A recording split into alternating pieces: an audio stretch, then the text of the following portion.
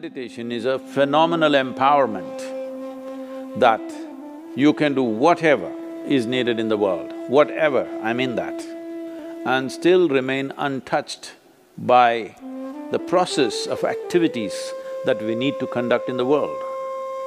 If you sit here, your body is here, your mind is there, who you are is little away. This is the end of suffering, and this is meditativeness. Namaskaram. Probably the second most repeated word, oft-repeated word in these last few weeks, apart from coronavirus, is meditation. Everybody is suddenly, people who had never meditated in their lives, never even considered that possibility, are now suddenly talking about meditation, the need to meditate, wanting to meditate. Let us examine this meditation, what this is. First of all, what does the word meditation mean? The English word meditation doesn't really mean anything, in the sense, it doesn't say anything specific. If anybody sits normally with their eyes closed, it's assumed they must be meditating. One can sit with their eyes closed and do many things. You can do japa, tapa, dharana, dhyana, samadhi, shoonya, samyama. Or you might have just mastered the art of sleeping in vertical postures. So the word meditation in English language doesn't specify anything. Generally we assume, or generally people assume that meditation means dhyana. In Tamil Nadu it's dhyanam, if you go little north it's dhyana, if you go really up north it's dhyan. If you go further up it becomes chan, if you go little more east it becomes zen. Same thing. So, what is this dimension that we are trying to describe with this word meditation? One fundamental thing that we need to understand is, you cannot do meditation because meditation is a quality. A quality is a consequence of a certain process. You can initiate a process, you can conduct a process. You cannot conduct a quality. Quality is just a consequence.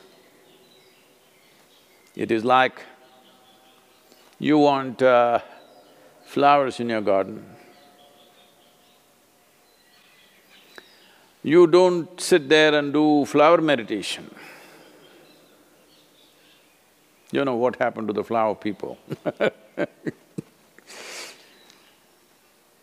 If you want flowers in your garden, you don't have to think flowers. You have to think soil, manure, water, sunlight. If you conduct this process of these ingredients properly, flower and fruit is a consequence. But today, the world has become so goal-oriented. Because they're so goal-oriented, they are not interested in the soil, definitely not interested in the manure and all the other things, but they want flowers and fruit. If you want flowers without soil, manure, water and sunlight, well, you will have to settle for plastic flowers. Plastic flowers are very wonderful Those who think of utility, it serves you in many different ways. It comes with a 5-year guarantee. Flowers are a nuisance. If you keep flowers in your house, you have to look at them at least 5 times in a day, what's happening, are they thriving well or not? But if you keep plastic flowers in your home, 5 years guarantee, unlike your life. If you're alive, there is so much to do. You even have to dodge the virus, invisible virus. But the dead only have to be preserved. So essentially, the dimension and the process that you're referring to as meditation is very life-oriented. When I say life-oriented, today largely you're material-oriented or at the most mind-oriented, maybe emotion-oriented or physical body, which is a material again. Largely life has become like this. People's idea of life is, if someone says, "my life," you're supposed to understand they're talking about their job. They're talking about the economic condition in the country or in the world, about their car, maybe about their dog, sometimes about their husbands or wives. It could be anything. But the only thing that's truly life is what is throbbing in this. This is life. The rest are arrangements that we have made, hoping that these arrangements will allow us to enhance our life. Whether it's education, career, relationships, marriage, children, wealth, whatever.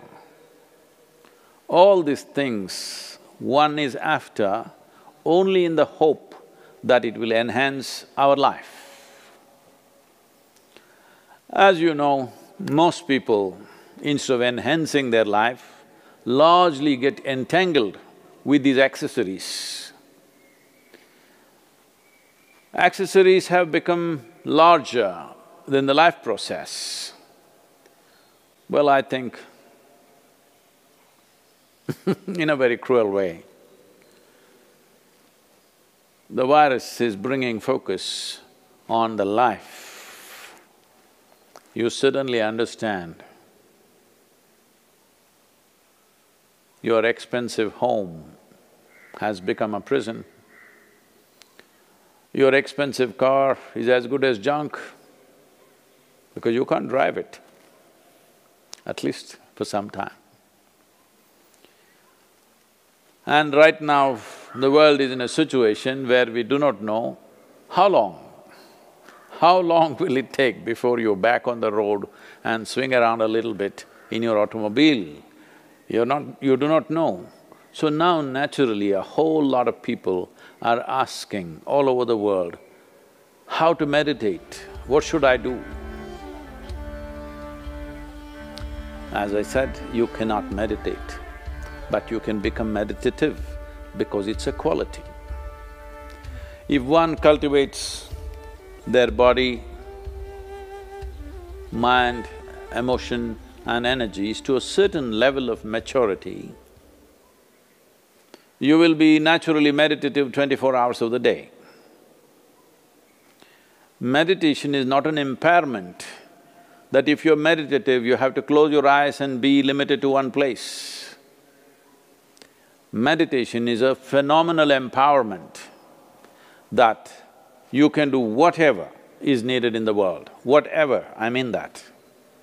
Whatever is needed in the given situation and still remain untouched by the process of activities that we need to conduct in the world. This empowerment or without this empowerment, in fact a human being is crippled because if what you have to think, feel understand and act in the world is going to rub off on you in such a big way, naturally you will hesitate to do what is needed. Naturally you will avoid doing things that need to be done. In a way, the moment you are in a state where your own activity and the activity of the world around you and the activity of your mind and your emotion, once they are impacting you every moment of your life, then in some way you will cripple yourself because naturally you would want to keep the scale of your life very limited because activity, thought, emotion, involvement with life can cause enormous amount of suffering. Once there is fear of suffering, knowingly or unknowingly, you will limit the scope and possibilities of your life. Meditation means just this, in a very simple way if we have to put it. If you sit here, your body is here, your mind is there, who you are is little away from these two dimensions of physical body and mental accumulations. These two accumulations of body and mind, if a little space arises between you and this is the end of suffering. And this is meditativeness.